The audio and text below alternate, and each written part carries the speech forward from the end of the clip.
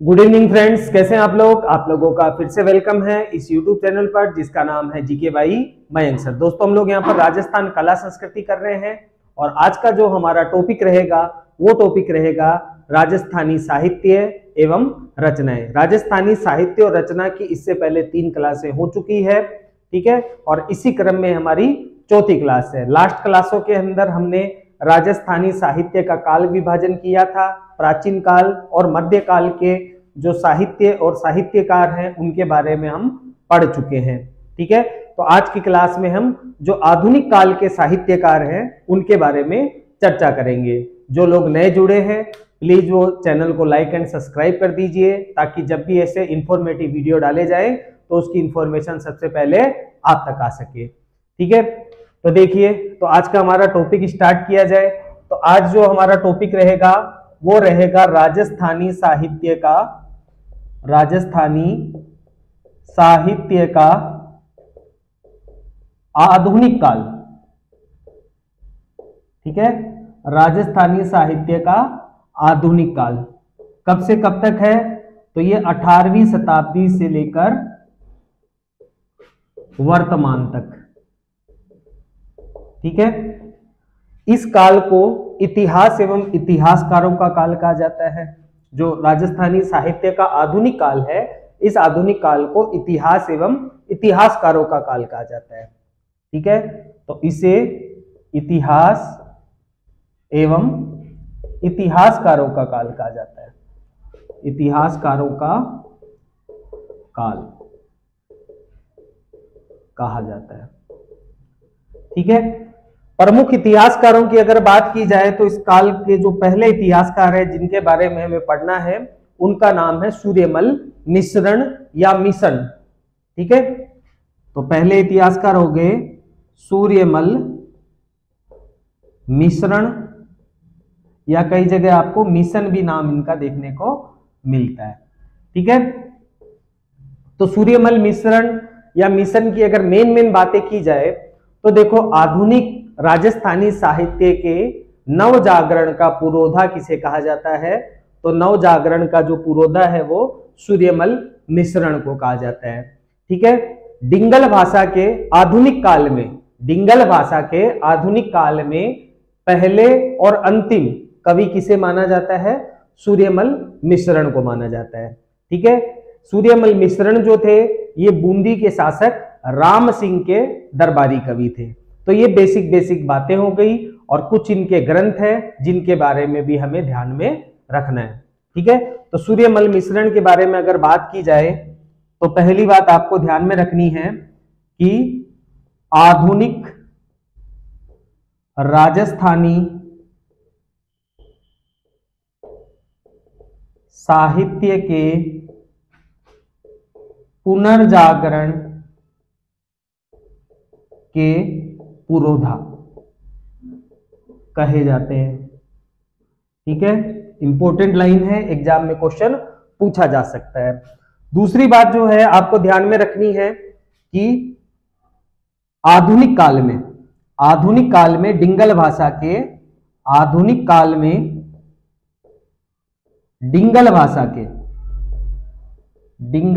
के प्रथम एवं अंतिम कवि माने जाते हैं,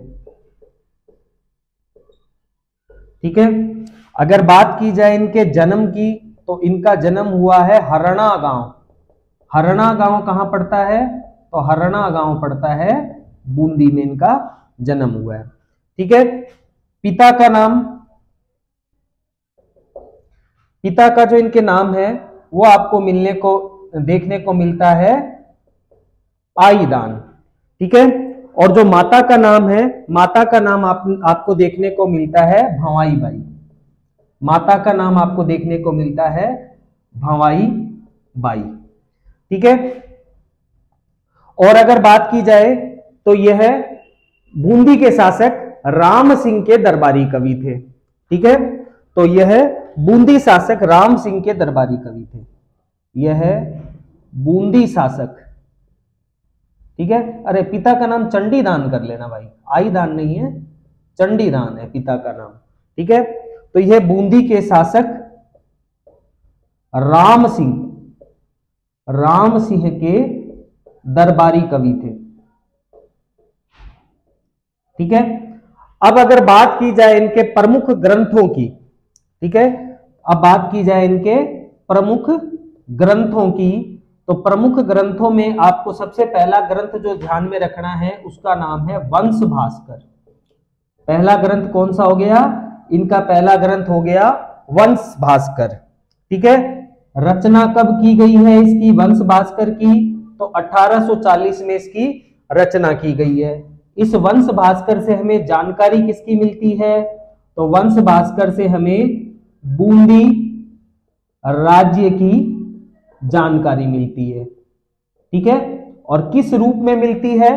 तो पद्यात्मक शैली में, पद्यात्मक शैली में इसकी जानकारी हमें प्राप्त होती है।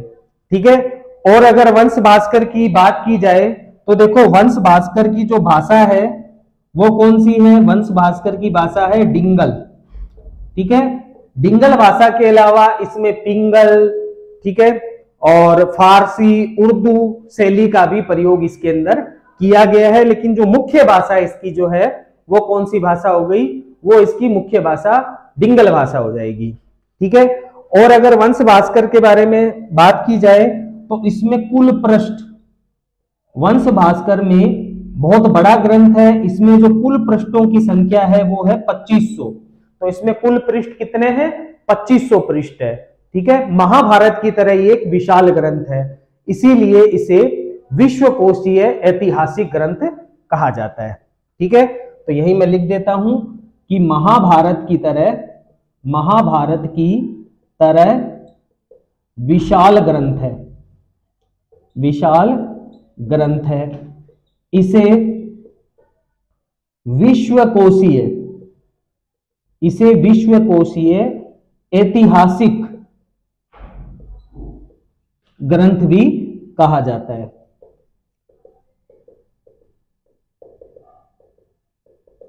ठीक है, अब देखो इस ग्रंथ से हमें और भी कुछ जानकारी मिलती है। जो ये वंश भास्कर ग्रंथ है इससे हमें और भी कुछ जानकारियां प्राप्त होती है। ठीक है, जैसे इस वंश भास्कर ग्रंथ से हमें क्या क्या जानकारी प्राप्त होती है? तो इस ग्रंथ से हमें खानवा युद्ध की जानकारी प्राप्त होती है। ठीक है, खानवा के युद्ध की जानकारी प्राप्त होती है। और क्या जानकारी प्राप्त हो रही है? तो और हमें यहां से राजस्थान में मराठों के आक्रमण की जानकारी प्राप्त होती है। राजस्थान में मराठों के आक्रमण की जानकारी भी यहीं से हमें प्राप्त हो रही है। ठीक है, इसके अलावा बूंदी राज्य की जानकारी प्राप्त होती है। बूंदी राज्य की स्थापना से लेकर जो बूंदी का शासक है राम नारायण हांडा, वहां तक के इतिहास की जानकारी भी हमें इस वंश भास्कर ग्रंथ से प्राप्त होती है। ये पॉइंट ज्यादा कुछ इंपॉर्टेंट नहीं है, जो इंपॉर्टेंट पॉइंट थे वो मैंने यहां पर लिख दिए। ठीक है, तो ये बात आपको विशेष रूप से ध्यान में रखनी है। तो ये बात हो गई वंश भास्कर ग्रंथ की। ठीक है, नेक्स्ट जो इनका ग्रंथ है नंबर 2 पर, उसका नाम है वीर सतसई ग्रंथ। ठीक है, वीर रसात्मक ग्रंथ है और 1857 की क्रांति के समय इसकी रचना की गई थी। तो यहीं से मैं इसको मिटा देता हूं और नंबर 2 जो इनका ग्रंथ आ जाएगा सूर्यमल मिश्रण का, उसका नाम है वीर सतसई ग्रंथ।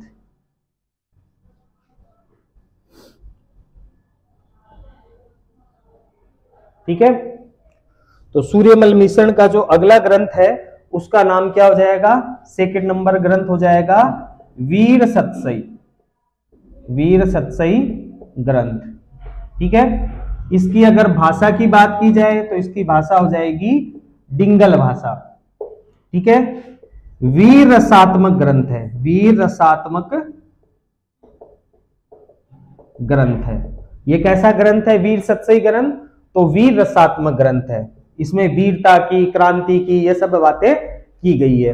ठीक है, 1857 की क्रांति के दौरान लिखा गया, क्रांति के दौरान लिखा गया।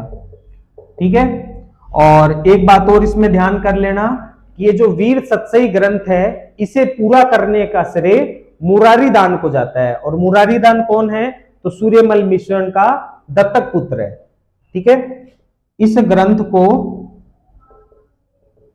पूरा करने का श्रेय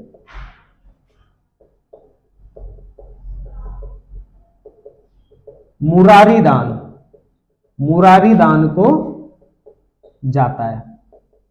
ठीक है, और ये मुरारी दान कौन है? तो मुरारी दान जो है ये दत्तक पुत्र है, सूर्यमल मिश्रण का दत्तक पुत्र, गोद लिया हुआ पुत्र है। ठीक है, और ये जो वीर सतसई ग्रंथ है इसका जो प्रारंभ है वो पलटी शीस नामक गीत से होता है, पलटी शीस नामक दोहे से होता है, पलटी शीस नामक दोहे से प्रारंभ होती है। ठीक है, वीर सतसई ग्रंथ के बाद में जो तीसरा ग्रंथ इनका ध्यान में रखना है, सूर्यमल मिश्रण का इंपोर्टेंट ग्रंथ है, जिनका नाम है राम रंजाट। ठीक है, राम रंजाट जो ग्रंथ है इससे हमें दो जानकारियां प्राप्त होती है। पहली जानकारी तो हमें लोक संस्कृति की जानकारी प्राप्त होती है, बूंदी की जो लोक संस्कृति है, लोक जीवन है, उसके बारे में जानकारी प्राप्त होती है। और दूसरा, इसमें जो बूंदी के शासक है राम सिंह, उनके शिकार खेलने के दृश्यों का वर्णन है। ठीक है, तो क्या क्या जानकारी प्राप्त हो रही है? तो पहली जानकारी हो रही है बूंदी शासक राम सिंह के शिकार खेलने का वर्णन है। ठीक है, और बूंदी की लोक संस्कृति की झलक मिलती है, बूंदी की लोक संस्कृति की झलक देखने को मिलती है। ठीक है, तीसरा नंबर जो ग्रंथ है इंपॉर्टेंट है, आपको ध्यान में रखना है, नंबर 4 पे बलवंत विलास। ठीक है, देखो एमपी रतलाम एमपी के एक शासक थे बलवंत। ठीक है, तो उन्हीं के ऊपर यह ग्रंथ लिखा गया है, उनके चरित्र का इसमें वर्णन किया गया है। ठीक है, तो चरित्र का वर्णन करने के कारण इस ग्रंथ को चरित्र काव्य ग्रंथ भी कहा जाता है। ठीक है, तो बलवंत विलास जो ग्रंथ है यह है रतलाम पड़ता है एमपी में, रतलाम के शासक बलवंत सिंह के चरित्र का वर्णन करता है। ठीक है, इसलिए इसे चरित्र काव्य ग्रंथ भी कहा जाता है, चरित्र काव्य ग्रंथ भी कहा जाता है। ठीक है, अब ये जो ग्रंथ है बलवंत विलास ग्रंथ जो है, इस ग्रंथ में सती प्रथा का विस्तृत उल्लेख दिया गया है, इसीलिए इस बलवंत विलास ग्रंथ को सती रासो ग्रंथ भी कहा जाता है। ठीक है, इसमें सती प्रथा का विस्तृत उल्लेख है। ठीक है, इसलिए इसका उपनाम क्या पड़ गया है ग्रंथ का? इसलिए इस ग्रंथ का जो उपनाम है वो आपको देखने को मिलता है सती रासो ग्रंथ। ठीक है, ये आपको इसका उपनाम देखने को मिलता है। ठीक है, इसके अलावा दो ग्रंथ और हैं जिनके बारे में आपको ध्यान में रखना है, एक तो है धातु रूपावली और दूसरा हो जाएगा छंद मयूख। ठीक है, नंबर 5 पर हो जाएगा धातु रूपावली और नंबर 6 पे छंद मयूख। ये इनके 6 प्रमुख ग्रंथ हो गए सूर्यमल मिश्रण के। तो ये मेन बातें हो गई सूर्यमल मिश्रण से रिलेटेड, इसके बाहर कहीं नहीं जाएगा, केवल इतना ही पढ़ लेना, इसी में से ही क्वेश्चन आएगा। ठीक है, सूर्यमल मिश्रण के बाद में जो नेक्स्ट इतिहासकार हम पढ़ने वाले हैं आधुनिक काल के, उनका नाम है GH ओझा, गौरी शंकर हीरानंद ओझा।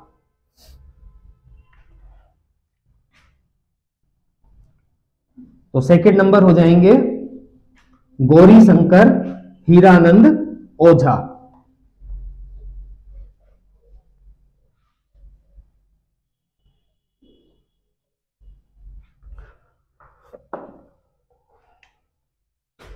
नंबर 2 गौरी शंकर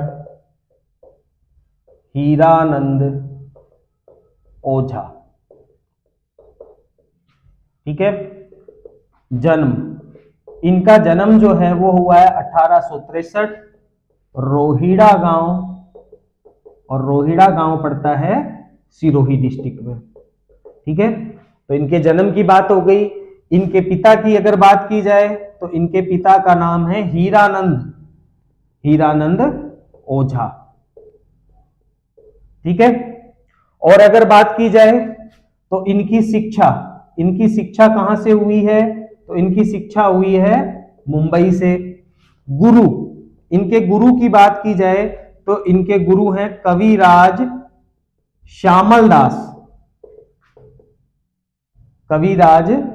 श्यामल दास दधवाड़िया। ठीक है, इनके गुरु हो गए। इन्होंने बहुत ही उच्च शिक्षा प्राप्त करी, LLB वगैरह इन्होंने किया, भाषा के ऊपर इन्होंने विशेष कमांड बनाई थी। ठीक है। अगर बात की जाए इनके जीवन के बारे में, गौरी शंकर हीरानंद ओझा के बारे में, तो 1914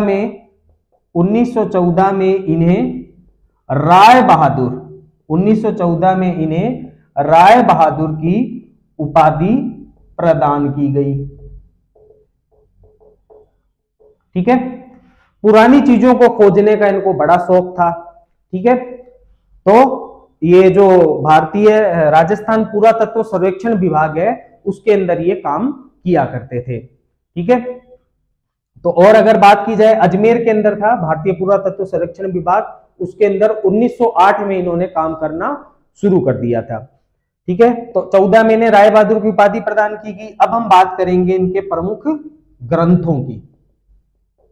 प्रमुख ग्रंथ इनके कौन कौन से हैं? तो इनका पहला जो ग्रंथ है उसका नाम आपको ध्यान में रखना है, भारतीय प्राचीन लिपिमाला। भारतीय प्राचीन लिपिमाला। ठीक है। लिपि अध्ययन का सर्वश्रेष्ठ ग्रंथ। ठीक है। और इसी ग्रंथ के कारण इनको Guinness book of world record में इनका नाम भी लिखा गया है। ठीक है। तो इसी ग्रंथ के कारण इनका नाम Guinness book of world record में लिखा गया। Guinness book of world record में लिखा गया। ठीक है। देखो ये जो ग्रंथ है ना, भारतीय प्राचीन लिपिमाला, इसमें क्या है कि इन्होंने एक ग्रंथ लिखा। उस ग्रंथ के अंदर जितनी भी भारतीय प्राचीन लिपियां थी, चिन्ह थे, उनको इन्होंने बनाया। ठीक है। अब मान लो किसी व्यक्ति को सिक्कों का अध्ययन करना है, प्राचीन सिक्कों का अध्ययन करना है, तो वो इस ग्रंथ में उस लिपि को मिला सकता है। जैसे मान लो ऐसा निशान है तो उसका कुछ क्या अर्थ है क्या नहीं है, तो इस लिपि माला में देखकर वो आराम से इसको मतलब अध्ययन कर सकता है। तो इस ग्रंथ के कारण जो सिक्कों का अध्ययन है ना, प्राचीन सिक्कों का जो अध्ययन है वो बहुत ज्यादा आसान हो गया था। ठीक है। काफी विद्वान व्यक्ति थे ये ओझा जी। ठीक है। इन्होंने जो कर्नल जेम्स टोड की पुस्तक है annals of antiquities of Rajasthan, ठीक है, राजस्थान का इतिहास, जो कर्नल जेम्स टोड की पुस्तक है, उस पुस्तक में इन्होंने गलतियां निकाल दी थी। तो अंग्रेज उससे बहुत ज्यादा हैरान हुए थे। तो काफी ज्ञानी व्यक्ति थे। ठीक है। तो ये जो इनकी पुस्तक थी, ये एक प्राचीन इतिहास का जो अध्ययन है ना, मुद्रा वगैरह का जो अध्ययन करना है, उसके अंदर एक की पुस्तक है। ठीक है। इसमें प्राचीन लिपियों के चिन्ह, उनका अर्थ, ये सब बताया गया है।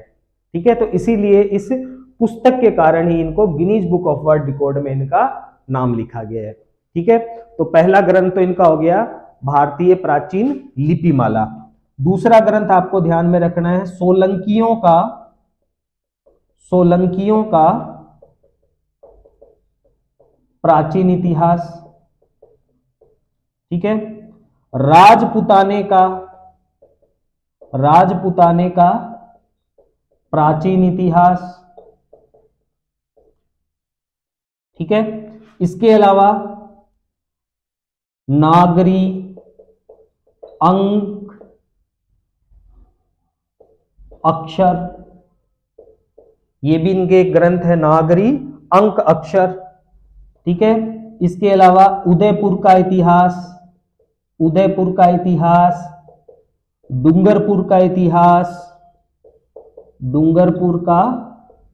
इतिहास। ठीक है, बांसवाड़ा का इतिहास, बीकानेर, जोधपुर का इतिहास।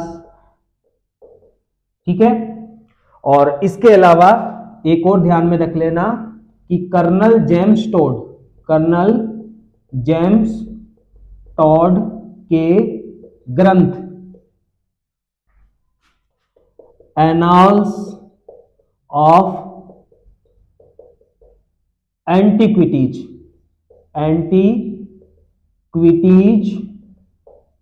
ऑफ राजस्थान का हिंदी अनुवाद किया।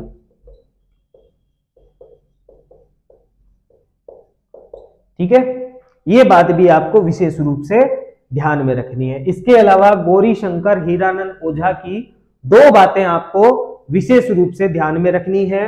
पहली बात यह ध्यान रखना है कि राजस्थान का पहला पूर्ण इतिहासकार इन्हें माना गया, राजस्थान का पहला पूर्ण इतिहासकार। ठीक है, इनको माना गया है। और दूसरी बात आपको ध्यान में रखनी है कि राजस्थान का ग्रीबन कहा गया है, ठीक है, तो ये क्वेश्चन बहुत बार एग्जाम में पूछा गया है कि राजस्थान का ग्रीबन किसे कहा जाता है। ठीक है, तो राजस्थान का ग्रीबन कहा गया है गौरी शंकर हीरानंद ओझा को। ठीक है, अब आप लोग कितना ध्यान से पढ़ते हैं इसको मैं देखूंगा, इसीलिए आप लोग मुझे कमेंट करके बताइए कि ग्रीबन का क्या अर्थ होता है। ठीक है, यहां पर इनको ग्रीबन कहा गया है, ठीक है, लेकिन ग्रीबन का अर्थ क्या होता है। ठीक है, जैसे कर्नल जेम्स टॉड की पुस्तक है annals of antiquities of Rajasthan, Hindi में इसका नाम है राजपुताने का इतिहास। ठीक है, इस पुस्तक को राजस्थान की ग्रीबन पुस्तक कहा जाता है। तो ग्रीबन का अर्थ क्या होता है ये मुझे कमेंट करके बताओ, नहीं तो एक दो दिन में कमेंट में मैं इसका आंसर आप लोगों को दूंगा। ठीक है, तो ये मेन बात हो गई गौरी शंकर हीरानंद ओझा से रिलेटेड। ठीक है, अगर अच्छा इनकी बात की जाए इनकी मृत्यु की, तो इनकी जो मृत्यु है वो 17 अप्रैल 1947 को हुई थी। ठीक है, तो ये मेन बातें हो गई गौरी शंकर हीरानंद ओझा के बारे में। नेक्स्ट जो इतिहासकार हम पढ़ेंगे उनका नाम है कन्हैयालाल सेठिया।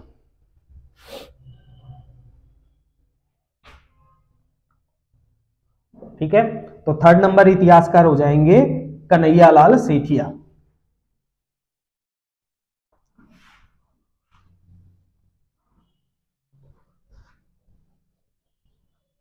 नोट कर लेना भाई, इसको ढंग से पढ़ लेना, इसके बाहर कहीं नहीं जाएगा, लेकिन इसको पढ़ना पड़ेगा आपको।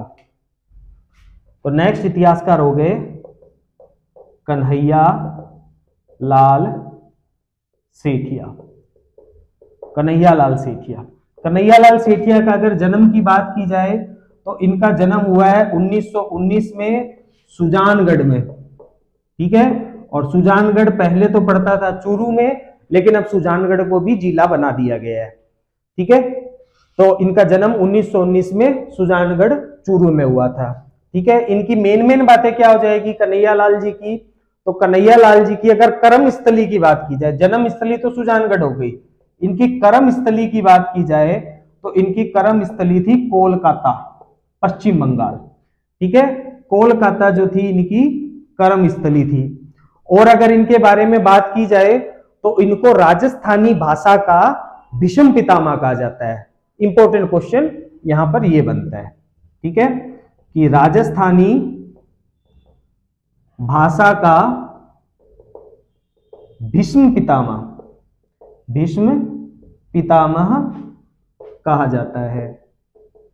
ठीक है, और क्या ध्यान रखना है, तो कविताओं का जादूगर कहा जाता है, कविताओं का जादूगर कहा जाता है। ठीक है, अब हम बात करेंगे इनकी प्रमुख रचनाओं की। इनकी प्रमुख रचनाएं कौन कौन सी हो जाएगी, तो देखो इनकी प्रमुख रचना में पहली आपको ध्यान में रखना है वनफूल। वनफूल जो है इनकी प्रथम रचना है। ठीक है, वनफूल जो है इनकी प्रथम रचना है। दूसरी रचना आप ध्यान रख लेना लीलटांस। लीलटांस नाम का एक पक्षी होता है, उसी के ऊपर ये रचना है। तो लीलटांस एक रचना है। ठीक है, ये इनकी सर्वाधिक प्रसिद्ध रचना है। ठीक है, सर्वाधिक प्रसिद्ध रचना। ठीक है, नंबर 3 पर आपको ध्यान में रखना है पीथल और पाथल। पीथल और पाथल। ठीक है, पीथल और पाथल नामक एक कविता लिखी थी इन्होंने। इसमें पीथल तो कहा गया था पृथ्वीराज राठौड़ को और पाथल कहा गया था महाराणा प्रताप को। महाराणा प्रताप और पृथ्वीराज राठौड़ जो बीकानेर के राजकुमार थे, राय सिंह के छोटे भाई थे, अकबर के दरबारी कवि थे। ठीक है, वेली किशन रुक्मणी ख्यात वाले पृथ्वीराज राठौड़। तो पृथ्वीराज राठौड़ जो हैं वो खुद पीथल के नाम से कविता लिखते थे। तो पृथ्वीराज राठौड़ और महाराणा प्रताप के बीच में जो पत्र व्यवहार हुआ था, उसी पत्र व्यवहार के ऊपर एक कविता लिखी थी जिसे नाम दिया गया पीथल और पाथल। ठीक है, ये कविता भी इनकी काफी फेमस हुई थी। इसके अलावा आपको ध्यान में रखना है नंबर 4 पर धरती धोरारी। धरती धोरारी। ठीक है, नंबर 5 पर ध्यान रख लेना हेमाणी। हेमाणी भी इनकी क्या है, एक रचना है। ठीक है, नंबर 6 पर आपको ध्यान में रखना है मायड रो हेलो। मायड रो हेलो। ठीक है, मायड रो हेलो। और इसके अलावा काको कोडरो। काको कोडरो।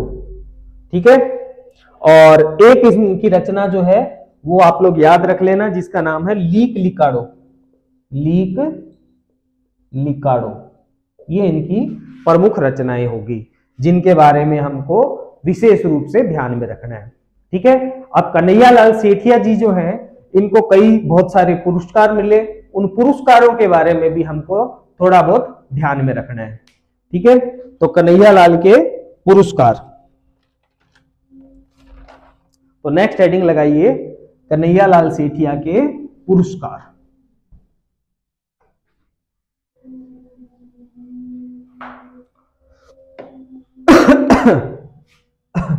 कन्हैयालाल सेठिया इनको क्या क्या पुरस्कार मिले उसके बारे में हम बात करते हैं।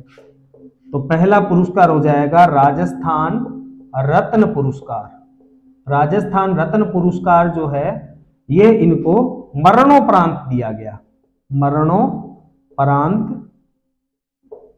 दिया गया। ठीक है, इनकी मृत्यु हो गई थी, इनकी मृत्यु होने के बाद में ये इनको अवार्ड दिया गया था। ठीक है, दूसरा अगर बात की जाए दूसरा पुरस्कार, तो जो दूसरा पुरस्कार है उसका नाम आप याद रख लेना पद्मश्री। पद्मश्री पुरस्कार। पद्मश्री इन्हें भारत सरकार द्वारा दिया गया। भारत सरकार द्वारा दिया गया। ठीक है, नंबर 3 पर ध्यान रखना सूर्यमल मिश्रण पुरस्कार।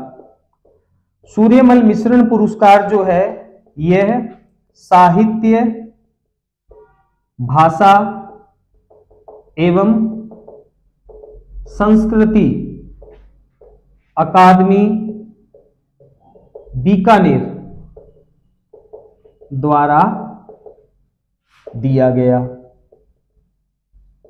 ठीक है। नंबर 4 पर आपको ध्यान में रखना है साहित्य अकादमी पुरस्कार।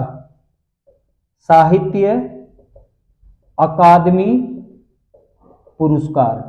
और ये जो साहित्य अकादमी पुरस्कार है इनको लीलटांस रचना के लिए दिया गया। लीलटांस रचना के लिए दिया गया। ठीक है। और देखो अगर बात की जाए नंबर 5 पे, तो नंबर 5 पर आप ध्यान रख लेना मूर्ति देवी। मूर्ति देवी अकादमी पुरस्कार। ठीक है, मूर्ति देवी साहित्य पुरस्कार। तो ये जो मूर्ति देवी साहित्य पुरस्कार है ये इनको भारतीय ज्ञानपीठ द्वारा दिया गया। भारतीय ज्ञानपीठ द्वारा दिया गया। ठीक है। तो ये हो गई मेन बातें कन्हैयालाल सेठिया से रिलेटेड। ठीक है। और कन्हैयालाल सेठिया की अगर बात की जाए तो एक बात और ध्यान रख लेना, इनकी मृत्यु, तो इनकी मृत्यु हुई है 2008 में। ठीक है। तो ये पूरी कहानी हो गई कन्हैयालाल सेठिया के बारे में। कन्हैयालाल सेठिया के बाद में जो नेक्स्ट इतिहासकार आ रहा है,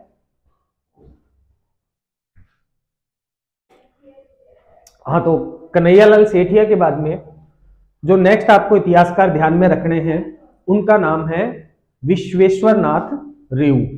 ठीक है। तो कन्हैयालाल सेठिया के बाद में जो नेक्स्ट इतिहासकार आ रहे हैं उनका नाम क्या हो जाएगा? उनका नाम हो जाएगा विश्वेश्वरनाथ रेऊ।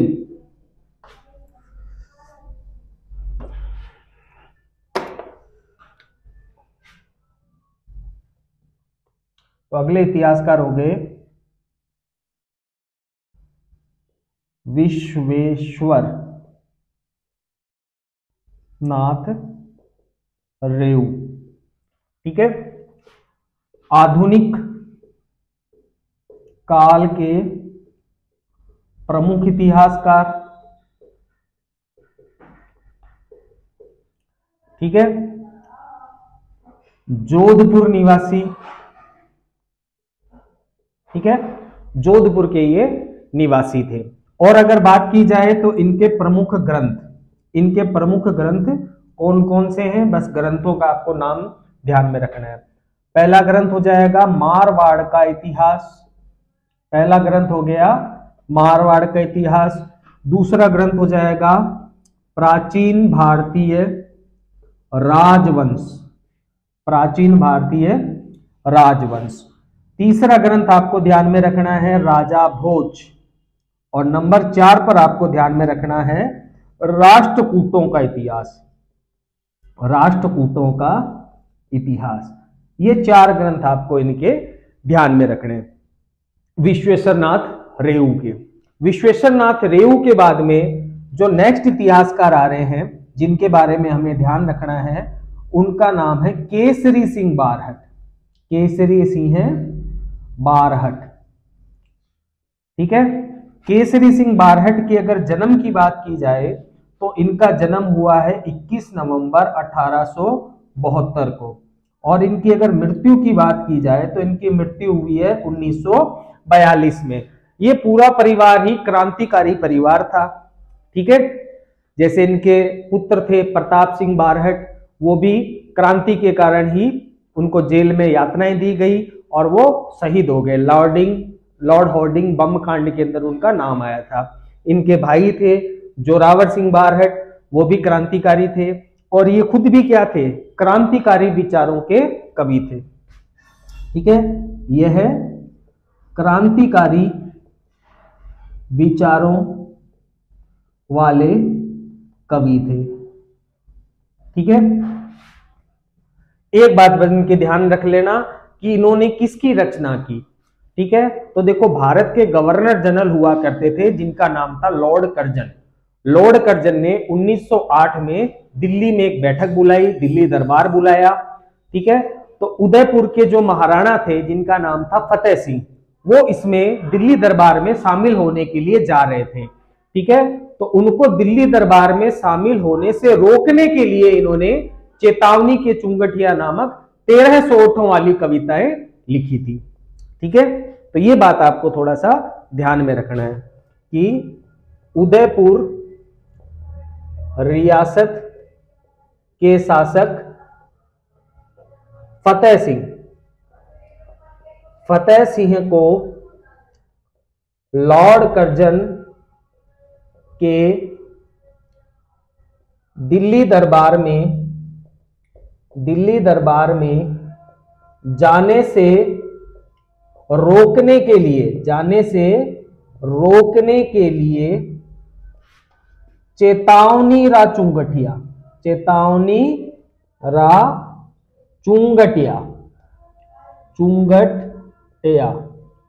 नामक 13 सोरठों वाली कविता लिखी। ठीक है, तो ये मेन बात हो गई हमारे केसरी सिंह बारहट के बारे में। केसरी सिंह बारहट के बाद में रेवतदान चारण को भी आपको थोड़ा सा ध्यान में रखना है। तो नेक्स्ट इतिहासकार आ जाएंगे रेवतदान चारण। तो नेक्स्ट इतिहासकार कौन हो गए? रेवतदान चारण।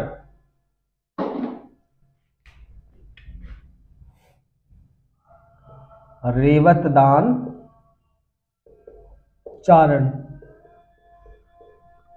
जन्म, रेवतदान चारण के अगर जन्म की बात की जाए तो इनका जन्म हुआ है मथानिया गांव जोधपुर। ठीक है, मथानिया की मिर्चें बड़ी फेमस होती है। अब कई बच्चे पूछ देते हैं कि सर आप मथानिया के हो गया, जोधपुर के हो गया। और मैं कहां कहीं नाम लूंगा तो इसका मतलब ये थोड़ी ना कि मैं वहीं का हो गया। ठीक है, मैं तो पूरे राजस्थान का नाम लेता हूं, तो मैं तो पूरे राजस्थान का हूं, पूरे इंडिया का हूं। ठीक है, तो इनका जन्म कहां पर हुआ है? इनका जन्म जो है वो हुआ है मथानिया गांव। और मथानिया गांव कहां पड़ता है? मथानिया गांव जो है वो जोधपुर के अंदर पड़ता है। ठीक है, इनके प्रमुख ग्रंथों का आप थोड़ा सा ध्यान में रख लेना। इनके जो प्रमुख ग्रंथ है उनमें पहला हो जाएगा धरतीरा गीत। नंबर 2 पर आपको ध्यान में रखना है उछेलो। और ये उछेलो ग्रंथ इतना ज्यादा उछला कि इसी उछेलो ग्रंथ के कारण इनको साहित्य अकादमी पुरस्कार मिला। ठीक है, इस ग्रंथ के लिए साहित्य अकादमी पुरस्कार मिला। साहित्य अकादमी पुरस्कार मिला। ठीक है, और एक ग्रंथ और याद कर लेना इनका, चेत मनरवा। तो ये मेन जानकारी हो गई रेवतदान से रिलेटेड। ठीक है, रेवतदान चारण से रिलेटेड। ठीक है, तो आज की क्लास में हम यहीं तक लेंगे। नेक्स्ट क्लासेज जो होगी उसमें और भी इंपॉर्टेंट जो इतिहासकार हैं, जैसे हमारे श्यामल दास दत्तवाड़िया, हमारे घोड़े वाले बाबा, कर्नल जेम्स टोड, इन सबको भी हम नेक्स्ट क्लास में कवर करेंगे। ठीक है, और नेक्स्ट क्लास में जो साहित्य और रचनाओं वाला टॉपिक है इसको हम समाप्त कर देंगे। देखो काफी बड़ा टॉपिक है और काफी विस्तार से आपको करवाया जा रहा है, इसलिए इसकी 3 से 4 क्लासें लगेगी। ठीक है, इसको ही आप पढ़ लेना, इसके बाहर कहीं नहीं जाएगा, विश्वास रखिए। केवल नोट्स पढ़ लीजिए, न तो आपको और किसी बुक की जरूरत है, न अन्य किसी नोट्स की, न कोई और ऐप लेने की जरूरत है। बस जरूरत है तो मेहनत करने की, सही दिशा में पढ़ने की। ठीक है, तो ज्यादा से ज्यादा पढ़िए। अगर आपकी कोई प्रॉब्लम है तो उसको कमेंट कीजिए, आपको जरूर उसका रिप्लाई मिलेगा।